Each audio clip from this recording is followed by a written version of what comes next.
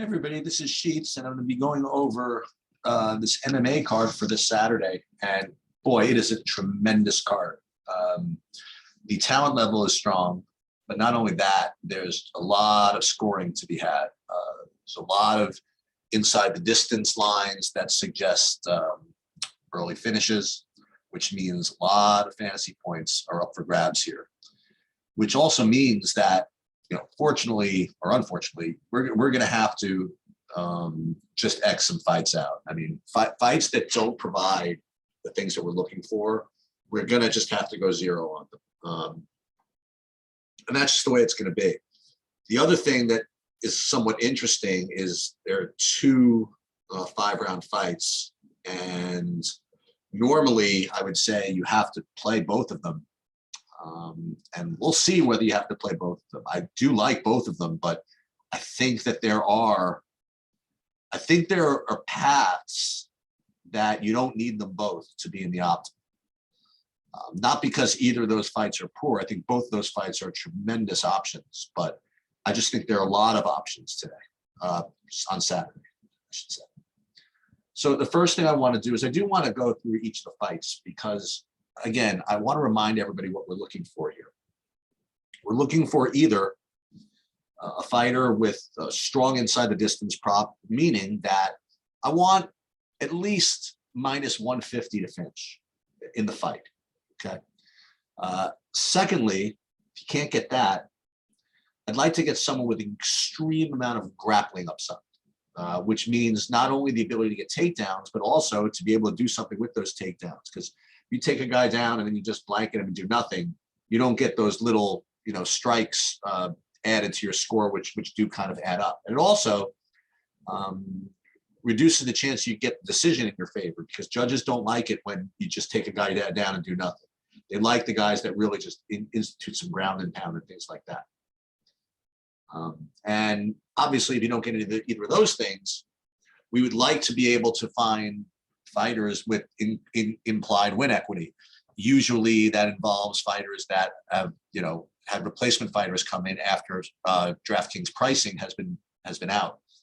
I will say that component does not really apply on this card. So what you're going to be looking for are fighters with either type A or type B prospects, right? Either good finishing ability based on the inside the distance prop, or that big style edge of having a grappler. And I would say, fortunately or unfortunately, there's not that much of that grappling business. There's a couple, but not as extreme as it is in some other cards. But let's just kind of go through it. And again, what we're gonna do is if I don't get to an inside the distance prop at minus 150, I'm probably going to just end up Xing the fight out. So let's just take a look right from the beginning. Hansen, Juravicius. Nope. Fight goes to decision as minus 250. So no, thank you. Demopoulos against Juarez. Nope. No, thank you.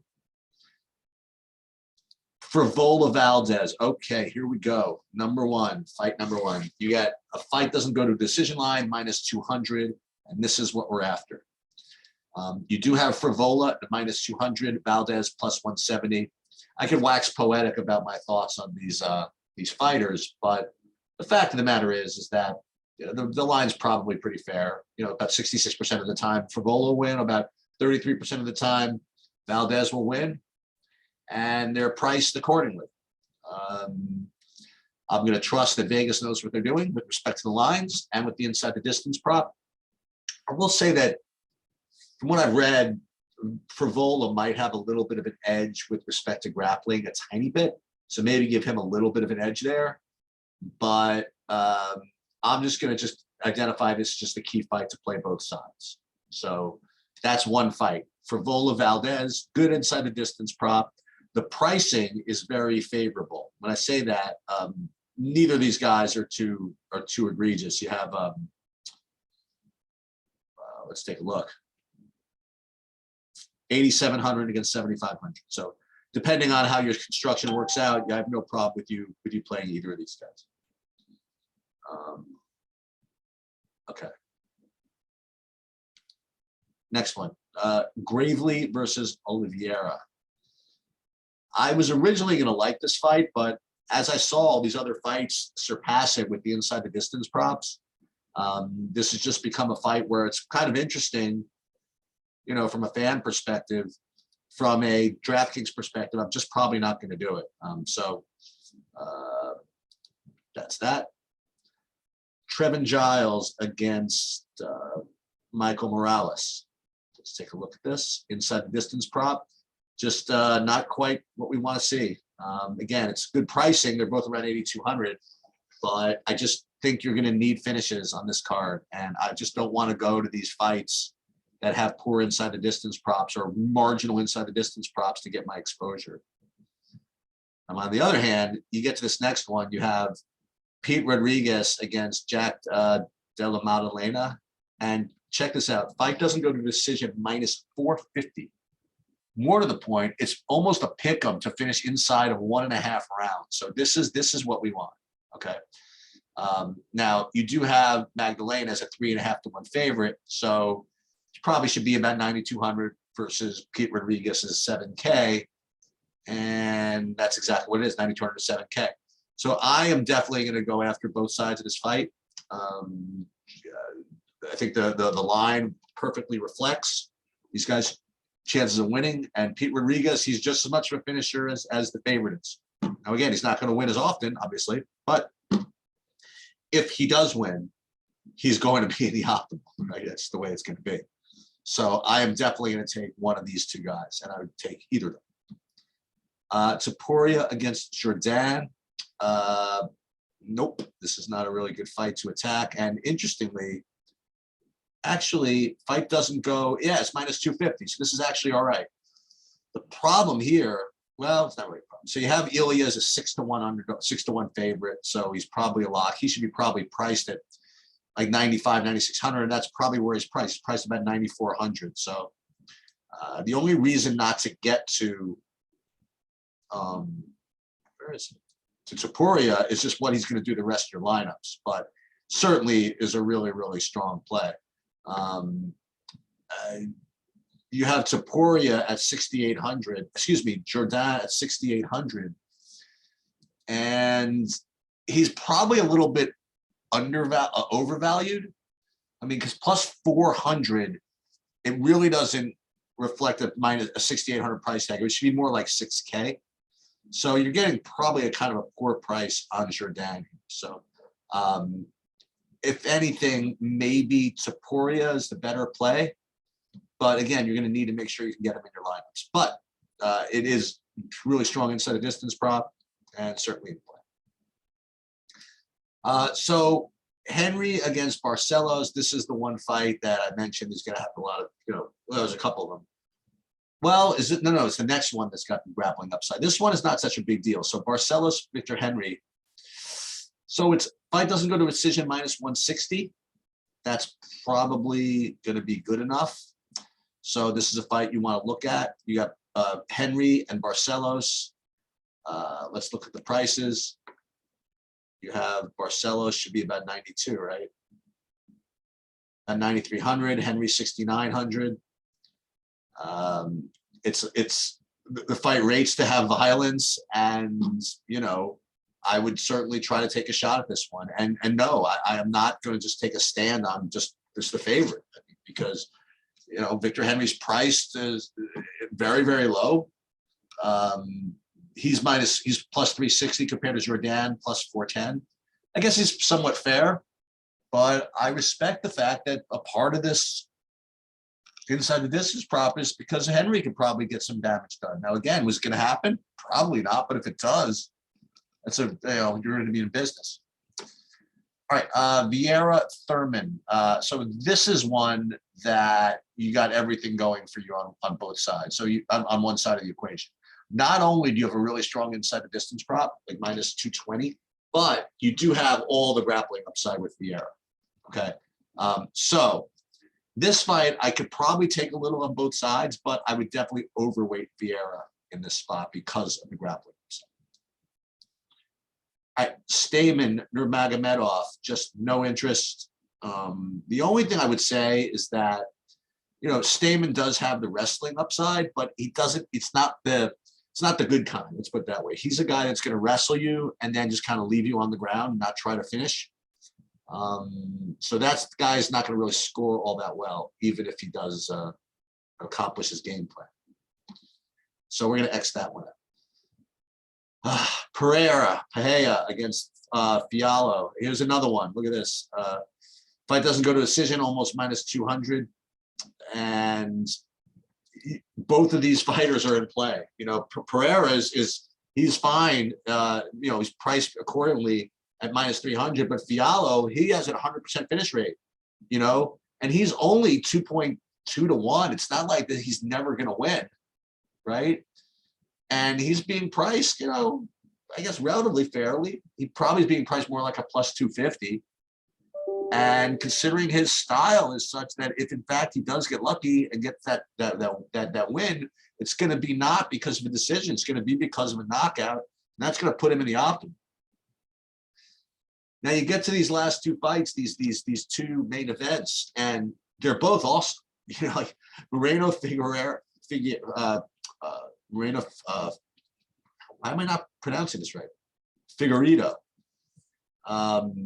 It's probably about pick'em, close to finish within the distance, but you got 5 rounds to work with. And these guys are incredible. I mean, they go so fast, especially Moreno. There's gonna be so much volume and so much stuff going on that even if they don't get a finish, I mean, you probably can make the case that this goes a full 5 rounds, it scores better than if it's a third round finish. There's gonna be a lot of action, and the winner of this fight is almost definitely getting 100 fantasy points. The question is do you have to play it? Okay, can you get that same amount of fantasy point upside from some of these other fights? And I actually think you can. It's not likely that you get 5 or 6 fighters to eclipse the winner of this fight, but it's possible. So I'm not going to go 100% this fight, for example. But I am going to go a decent amount of it, and I have really no opinion one way or the other on these two fighters. And then the main event, Ngannou Gane. I actually do have kind of an opinion on this. I'll just throw it out there. I mean, first of all, 5-round fight, both very skilled. Ngannou's got a lot of KO upside. Gane's got incredible technique and can get volume in. So probably the winner of this fight makes the optimal. But again, what if you get 5, 6 other fighters that pop a 110 or a 120, which is definitely possible. You get a finish out of like Jack Della Madalena in the first round. You get Topuria in the first round. You get Barcelos or Vieira to get first round stuff. I mean, you get a couple of 4 or 5 120s out there, and it's possible that you don't even need the main event. But certainly rates to get in there. So here's my opinion. Again, this is just my experience and what I've learned about MMA in the short time I've been playing.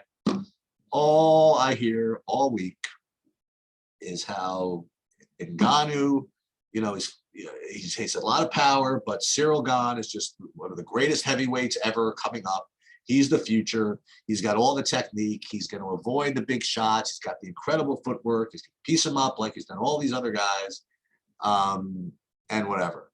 All I can say is this. I heard the same business when Ngannou was fighting his last opponent, which was Miocic, I think.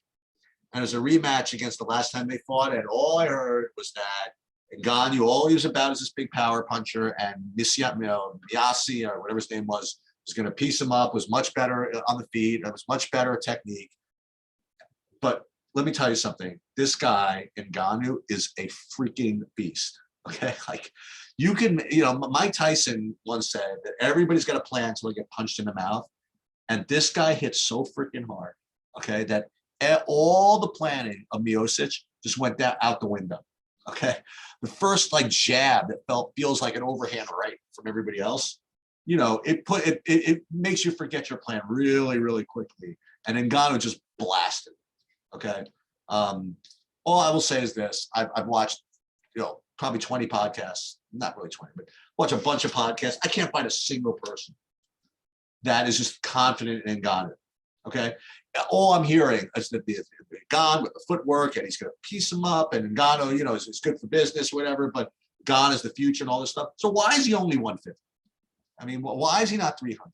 Okay, I really feel as though Ngannou is going to knock his head off. That's just my totally, you know, unexpert opinion. I've just seen too much in my life, and yeah, that's my opinion. Now I am going to have both. Right, they're priced way too well for me to just be so stupid as to take one big stand like that. But I am totally going to get my share of Ngannou. Let's just put it that way. And that's about it. Now, again, you're going to have to prioritize. You're going to have to run an optimizer. You're going to have to just take shots because there's a lot of scoring that's available here. I guess just make sure you don't sprinkle this stuff in. Like for every lineup you put with one of these bad fights, you're just costing yourself a lineup that you could have diversified among these high scoring guys. You know, like if let's say you weren't going to play Valdez, for example, and my boy, if I had more money, I could have played a lineup with Valdez against Frivola, but you're sitting there with a lineup with Juarez or these other fighters with no upside. Don't do it. Just X those fights out. I know it's tempting to do stuff like play Morales and Giles or, you know, kind of good fights, but just don't have that same type of finishing upside. Or Stamen Nurmagomedov or whatever it is. I would stick with those key fights, shuffle them around, hope you get lucky.